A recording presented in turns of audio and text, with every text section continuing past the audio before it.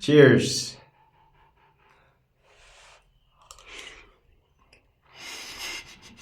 What's up mga kapepe? And today we'll be doing strict carnivore diet. Okay, so this is my first meal. I have 13 eggs and 500 grams of beef. Okay, the only seasoning is salt because I like it more salty.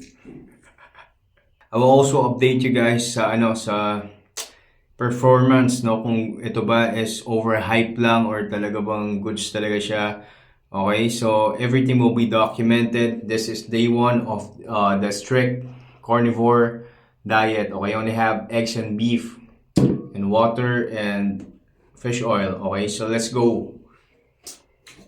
It's 2:36 p.m. already and I'm still fasted. Okay.